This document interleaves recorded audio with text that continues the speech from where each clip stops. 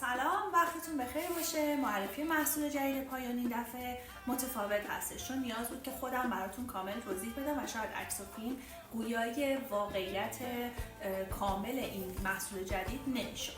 محصول جدید ما محصولی هست به نام سوپر بیس کد که 4 تا خاصیت و 4 تا کاربرد داره که من براتون کامل توضیح میدم. در وهله اول یک بیس کد هست، یعنی شما به عنوان بیس کد کارتون میتونید استفاده کنید که غلظتش رو از نزدیک هم باز هم بهتون نشون میدم. مثل یک بیس کد معمولی عمل میکنه. در حالت دوم این بیس کد به عنوان تقویت کننده هم استفاده میشه. به خاطر کراتینی که داخل بیس کد هسته، شما به عنوان تقویت کننده و خاصیت ترمیم کنندگی هم میتونید از این بیس کد استفاده کنید. به هر حال هستن ناخنایی که درصد ضربه یا حالا سوراخ‌کشی زیاد یا هر دلیلی آسیبی میبرن که اینو در دراز مدت شما میتونید ازش استفاده بکنید. البته این رو هم بگم، ما تمام محصولات رو 2 الی 3 ماه تستش میکنیم توسط بچه‌هایی که افتخار همکاری رو به ما دادن. خاصیت سومی که این بیس کد داره، به عنوان چسب ژلیکس میتونید استفاده کنید. دوستانی که از ما ژلیکس رو تهیه کردن میدونن که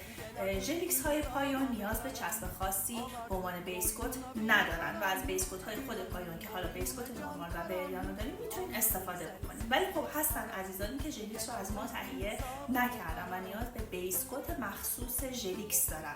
این بیس کد اون بیس کدیه که شما برای ژلیکستون میتونید استفاده بکنید و خیالتون راحت بشه که نه لیفت میده، نه شکندگی میده و نه هیچ مشکل دیگه ای رو میتونید ازش بگیرید. حتی من پیشنهاد میکنم میتونید برای اون دوستان عزیزانی که ژلیکس رو میان از خود ژلیکس استفاده نمیکنن، از رابرها استفاده میکنن، از این بیس کد اون حالت استفاده کنید که خیالتون راحت باشه. مورد این که خیلی از عزیزان ناخن‌کار برای اینکه دیزاین هاشون رو بخوان روی ناخن فیکس بکنن میان از یه چسب‌هایی استفاده میکنن که بعضن این چسب‌ها ممکنه دیزاینشون رو کدر بکنه و حالا جای چسب معلوم بشه روی ناخن. این بیس کد کار اون چسب رو هم انجام میده. یعنی شما میتونید اگر میخواین دیزاین روی ناخنتون بزنید، قبلش این بیس کد رو بزنید، دیزاین رو فیکس بکنید و در نهایت تاپ کدتون رو بزنید و کارتون رو تموم کنید. که البته من باز هم میگم تو اون حالت وقتی شما تاپ کدتون رو بستین و میخواین دیزاینتون رو بزنید، همین بیس کد رو زیر دیزاین بزنید، دیزاین رو بزنید داخلش، بزنید داخل دستگاه فیکس کنید و تمام. باز هم نیاز به تاپ کد